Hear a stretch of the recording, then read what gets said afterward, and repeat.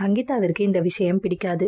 பொதுவாகவே பிரபலங்களாக இருந்தால் அவர்களை பற்றிய பல்வேறு வதந்திகளும் சர்ச்சைகளும் அடிக்கடி வெளியாகி கொண்டே இருக்கும். அதிலும் சினிமா பிரபலங்கள் என்றால் தொடர்ந்து பல சர்ச்சைகள் வெளியாகி வரும். அதிலும் தற்போது முக்கிய நடிகராக இருந்து வருபவர் தளபதி விஜய். இவரை பற்றி எந்த ஒரு செய்தி வெளியானாலுமே மிகப்பெரிய அளவில் ட்ரெண்டிங்கில் இடம் பிடிக்கும். தற்போது அவர் அரசியலிலும் முக்கிய பிரபலமாக மாறியிருக்கிறார். அதனால் அவரை பற்றி பலவிதமான வதந்திகளும் தொடர்ந்து பரவி வருகிறது. அதனை எல்லாம் பெரிதாக பொருட்படுத்தாமல் விஜய் தனது வேலைகளில் மட்டும் கவனம் செலுத்தி வருகிறார். விஜய் பற்றி பல்வேறு வதந்திகள் வெளியானாலும் தொடர்ந்து அவர் விவாகரத்து செய்து விட்டதாகவும் சில தகவல்கள் வெளியாகி வருகிறது. அதிலும் தன்னுடைய மனைவி மற்றும் பிள்ளைகளை பிரிந்து தனியாக இருந்து வருவதாகவும் செய்திகள் அடிக்கடி வெளியாகி வரும். மேலும் குடும்பத்துடன் எந்த நிகழ்ச்சியிலும் விஜய் இணைந்து கலந்து கொள்ளவில்லை எனவும் சொல்லப்பட்டு வந்தது. இதற்கெல்லாம் முற்றுப்புள்ளி வைக்கும் விதமாக மேக்கப் ஆர்டிஸ்ட் விஜய் ஒருவர் தற்போது பேட்டியில் பேசியிருக்கிறார். அவர் பேசுகையில், நான் விஜயின் தீவிர ரசிகையாக இருக்கிறேன். சமீபத்தில் அவருடைய வீட்டிற்கு சென்று அவருடைய மனைவி சங்கீதாவிற்கு மேக்கப் போட்டுவிட்டு வந்தேன். சங்கீதா, விஜய் மற்றும் அவர்களுடைய பையன் சஞ்சய் மிகவும் எளிமையாக இருந்தார்கள். இந்த நிலையில்